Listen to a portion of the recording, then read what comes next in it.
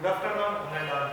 So, dear students, last class we can be discussed about the some methods which can be differentiated from the or separated from the mixtures. Is it? So maybe mixture of the acetone with the water, or it can be chromatographic method. All this we can be discussed. Now we can be discussed about the how should be the separation of the mixture by the crystallization method. So crystallization method is the one of the process of cooling a hot concentrated solution. Any hot solution or concentrated solutions are there, so they can be substance to obtain a crystals, that is we can be called as a crystallization method. This method is also used for the obtaining the pure solid substances from the impure sample method. So this is also one of the process which can be used for the separating the impure sample substances from the pure substances. So it is the cooling a hot or concentrated solution, we can be converted into crystal. That crystals we can be used for the this crystallization method. So see here, you can be soluble the solid in solution. Maybe that if you take the any soluble substances you can be taken now. When the Bunsen the burner, so they can be allowed to the filter paper. So then allowed to filter paper means they can be obtain the filtrate. So whatever the left out the substance are there, they can be left in the this filter paper. After this filter paper, we can be dry out that one. That dry out we can be called as the crystals. So that is the crystals of the soluble in solid. So for example, if you take the copper sulfate solution here, so when the copper sulfate solution is they will be dissolved in the copper sulfate crystals. So how can we purify this one? So take some impure sample of the copper sulfate in a china dish. First you can be taken on the some whatever substances are there, it can be separated to the ground. That substance can be taken in the china dish, dissolved it in a minimum amount of the water. Now they can be this can be added to the water, filter out the impurities, evaporate water from the copper sulfate solution so as to get a saturated solution. So first you can be taken on the china dish. Under china dish you can be taken on the copper sulfate solution. So then you can be taken on the boiling water. So when the Bunsen burner should be flamed to the front, there will be water should be boiled, they will be started to the boil, that vapor should be collected the copper sulfate solution. They can be whatever impurities are there, they can be left out. After the evaporation, they can be whatever the crystals are there, they will be remain here. So next one is cover the solution with a filter paper, leave it for the undisturbed room temperature to cool slowly for a day. So when we take the china dish in the copper sulfate crystals, so then in the triportion of the water, you can be cooled down for the room temperature up to maybe 23 to 25 degrees centigrade for a day. Then you can obtain a crystal of the copper sulfate in a china dish. It means you can be allowed to the cool down, so then they can be converted into crystals form. So where this we can use this crystallization method. So especially those are we can be obtained from the salt from the sea or ocean. So they will be consist of the lot of impurities, because they will consist of the various elements along with the some impurities.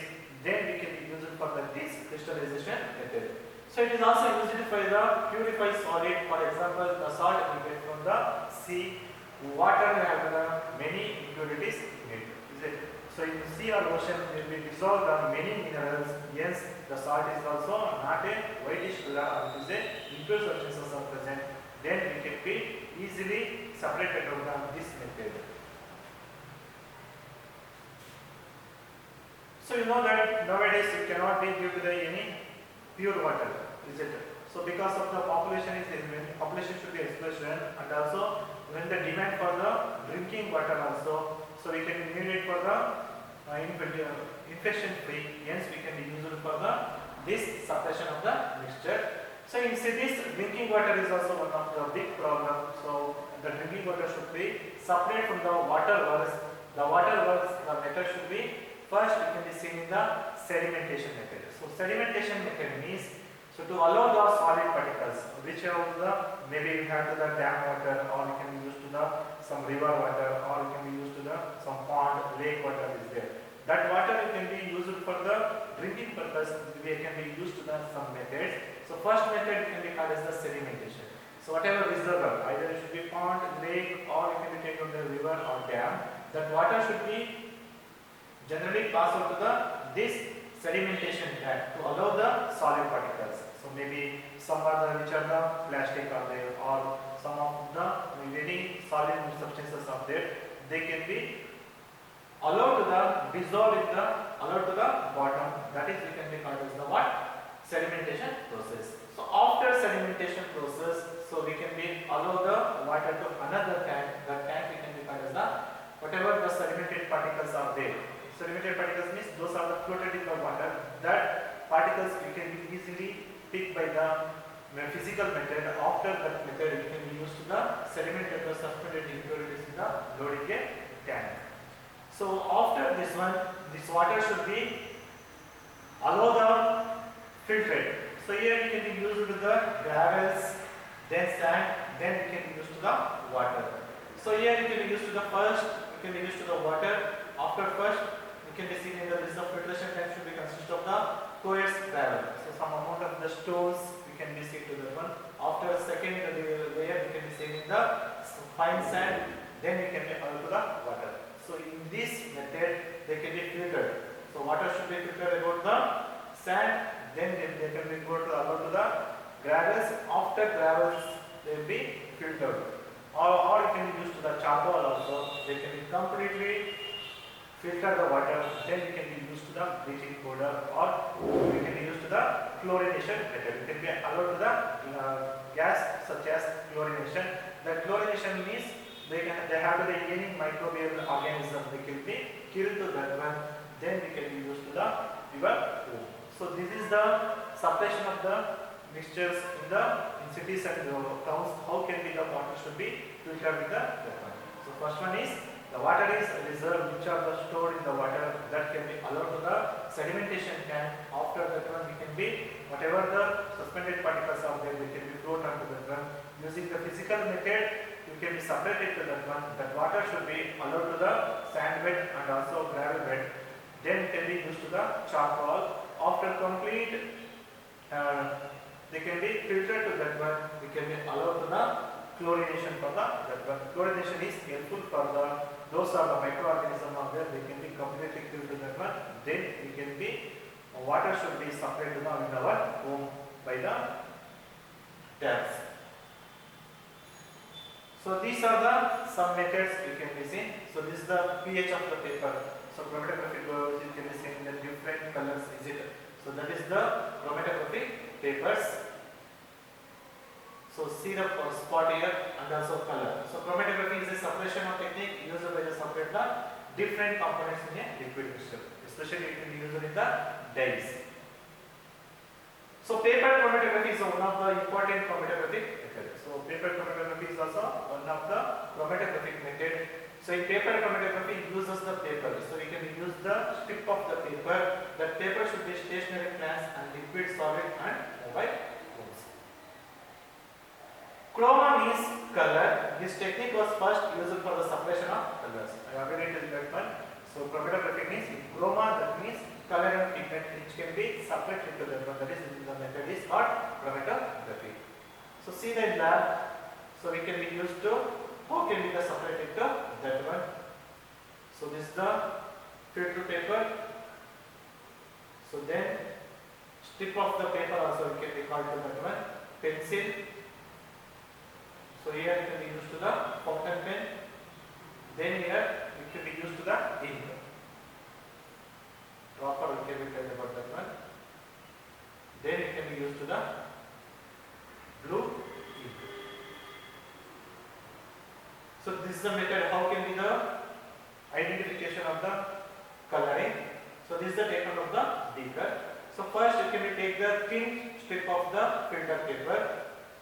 So then draw a line using a pencil. Okay. So approximately 3 cm. So here to here you can be taken of the 3 cm. Then take a dropper in the ink, or you can be used for the fountain pen also. So you can be used to the spot on that one.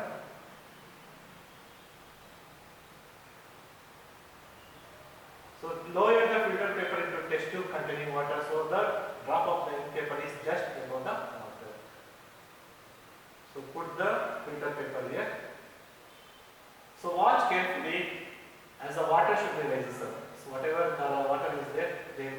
rises up on the filter paper. Along with the filter paper, there will be paper should be also reaches to the ink also. As the water rises, the filter paper is also takes along with the dye particles. Usually, dye is a mixture of the two or more colors. The colored component that is more soluble in a water. So those are the color components. The compounds are there. They will be completely dissolved in water. So whatever which are the color is there, they will be separated by this method.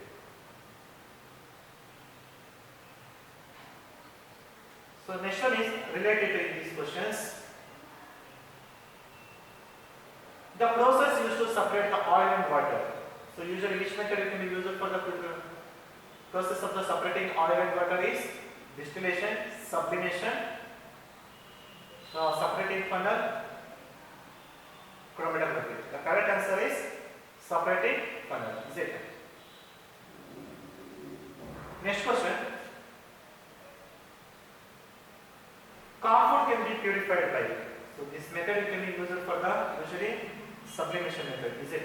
So they can be used to the distillation, filtration, sedimentation. Lastly, we can be seeing the sublimation method. The correct answer should be sublimation method. So next question. One common method used for the separate dye is. So separation of the dye is can be called as the chromatography. Is it? The correct answer should be chromatography. We can give you the other options: distillation, filtration, conductivity. The correct answer is chromatography. Is it? So next question. When two liquids in a mixture differ by their boiling point, which one of the following method is best for the separate these liquids? The option is evaporation, distillation, chromatography, filtration. So which method can be used to that one? Distillation method. So next concept is physical change and chemical changes. So you know that if you take the paper, what happens? Again we can be joined to that one, we can be make a homogeneous substance. Is it? So that is you can be called as the physical changes. Suppose if you take the paper, you can be completely burned that one. So what happens? Which ash should be produced. That ash they cannot be prepared by the paper. So here it can be called as the chemical change. So what is the meaning of physical change and chemical changes? Suppose the changes in which no new substances are formed, then it can be called as the physical changes. Suppose if you take the paper, there is any no substance should be formed, is it? So that type of the substances we can be called as the physical changes. In the physical changes, the substance involved in the not change their identity. These changes are reversible. Suppose if you take the ice or cube, so they can be allowed to the atmospheric condition, they will be converted into liquid form, is it? Again, this liquid can be converted into solidifications. So that is we can be called as again we can come back to the ice. So it is also one of the reversible process. So we can be again we can be come back to the homogeneous substances. Then we can be called as the physical changes. So look at the drawing here. They can be due to the melting of the ice. Again they can be converted into solidification. Again we can be come back to the ice also. So like that, when we heat the water vapor which are condenses to cool, again they will be allowed to the water also. The changes in the physical state, size and shape of the substance are physical changes. So in physical changes, we can observe the physical state. Either it should be solid, liquid or gaseous, and their size and also shape of the substance also can be changes. So here some example which should be given to the ice. So when the melting of the ice and also freezing of water. So melting of the ice they will be converted into liquid form. Again freezing of water, again they can be compared to the solid form of the ice. So next one is chemical change. Chemical change means when a new substance are formed. So during a chemical reactions or during the reactions in which new substances are formed, then we can be called as the chemical change. So for example, if you burn the paper, there will be ashes should be produced. Is it? That is one of the new substances. Then it can be used to the chemical change, the substance involved in the change their identity. For example, if you take the iron, the new iron should be converted into rust. After rust, they cannot be compared to the original substances. That form can be called as the chemical changes. So like that, we can be egg should be omelette that one. So boiled that one, they can be cannot be bring back to the original egg, is it? So cooking food, it can be called as the cooking food, or when we boil the rice, so it cannot be bring back to the again rice items to come back to the rice. So that much, that is, we can be called as the chemical changes. Chemical changes means those are the new substances are formed, that is, we can be called as the chemical changes. Burning of paper, or we can give to the any other example like rusting of iron or cooking food. All these examples we can be called as the chemical changes. So in chemical changes are usually irreversible. So we cannot be reversed back. So in during the physical change, we can be change the solid into liquid, again liquid into vapor, vapor into again liquid form, is it? But in chemical changes, we cannot be reversible. Some example of the chemical changes are burning of the magnesium wire. So when we burn the magnesium wire, we can be converted into ash. So like that, rusting of the iron. Once the iron should be rusted, we cannot be bring back the original substances. So lastly, we can be burning of the paper. So related to physical and chemical changes, they had some questions here. So first question, an example of the physical change. Burning of magnesium wire, rusting of iron,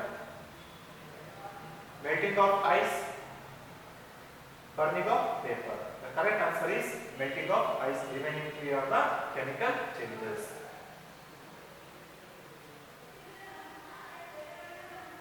So next one question is, on the basis of their chemical composition, substance can be classified into, in the pure substances, it can be classified into elements and compounds. So elements, if you give the example, means nitrogen, iron, sulfur, sodium, potassium, calcium. So these are all some example of the elements. In nature, we can be seen into the nearly 180 elements. So nearly 92 elements are artificial elements, the remaining 42 elements are the artificial elements. So compound means you can be taken on the salt. So salt is one of the compound because it is made up of the two elements, sodium and chlorine. Hence we can refer as the sodium chloride is one of the example of the compound. So compound means when two or more elements are combined together, then we can refer as the compound. So element means any substance which cannot be split into two or more simpler substances by the usually chemical methods by applying the heat, light or electric energy. So element is a substance. It is also one of the substance, but it cannot be split up in. It cannot be split up into any two or more substances by passing the any electricity, heat or light. Then we can refer as the element. Element means it cannot be further divisible. Maybe which method? Maybe you can be supply the light energy, electricity or heat. An element cannot be split into two or more similar substances because it is made up of only one kind of the atom. So what is the meaning of element means? There is the made up of the only one kind of the atom, then we can be called as the element. Maybe it can be taken of the hydrogen, carbon, sulfur, sodium, potassium, calcium. So any take of the element will be made up of the only one kind of the matter. So here example of the copper element. So elements are normally divided into metals, metalloids and also non-metals. So metals, so they are the usually some of all the following properties. So you know that metals are a luster. It means shining in color. Generally they are the very hard. Maybe they are the some of the silver gray color or golden yellow color. So these are the some special characteristics of the metals. They will conduct the heat and electricity. They are the good conductor of heat and electricity also. They are also ductile. So ductile means they can be easily converted into wires. That is, we can be called as the ductile. Malleable means they can be hammered into thin sheet. That is, we can be called as the malleable. maybe copper sheet, zinc sheet, iron sheet. These are all we can be converted into tin sheet. So they are always sonorous. So sonorous means they produce the ringing sound. Then it can be called as the sonorous also. So example of the metals means gold, silver, copper, iron, potassium, calcium. These are all metals are we can be called as the solid in room temperature. But some of the metals are the liquid in room temperature. So that is we can be called as the except the mercury. They will be the liquid in form. So non-metals are the sum of the following characters. They will be opposite of the metals. They are dull in color. They are not shiny. They display the variety of the color. So suppose if you observe the phosphorus and sulfur here, so they poor conductor of heat and electricity. They will be not lustrous.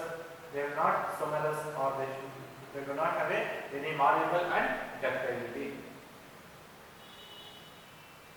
Some example means you can be given to the hydrogen, oxygen, sulfur, iodine, carbon and chlorine. So these are all we can be given to the some example of the non-metals. So here iodine, coal and coke is given.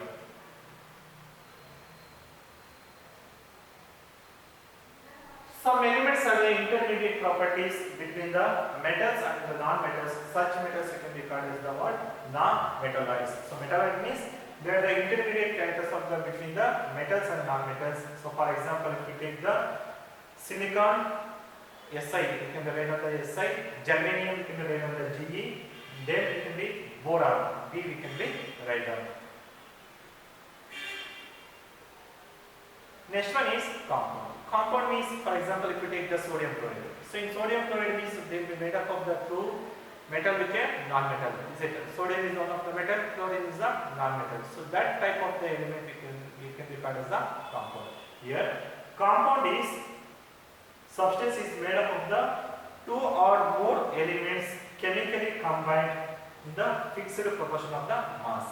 So it is not a randomly. There will be fixed proportion of the mass. Then we can be called as the compounds. For example, sodium chloride. So sodium chloride is one of the example of this compound. For example, if you take the water, is the compound is made up of the two elements. One is hydrogen, another one is oxygen.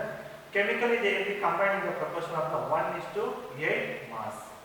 So you can write the hydrogen mass number should be 1, 1 2s are 2. Again, oxygen should be 16. 8 into 16 means you can simplify that one. So that is the 1:8. Is it? The proportion of the compound are entirely from those are the constituents.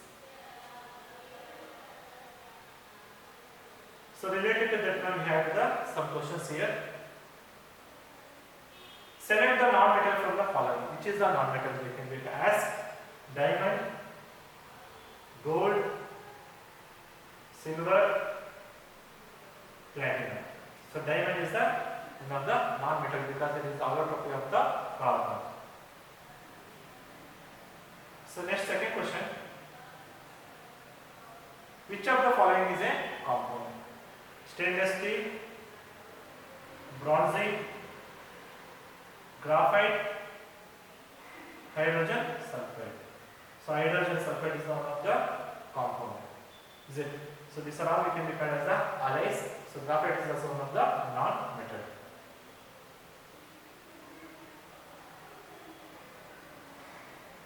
So in this class we can be discuss about what is the meaning of elements, compounds and some methods. How can be the we can be distinguish about the mixtures can be separated from the filtration method, crystallization method, and lastly we can discuss about the chromatography method.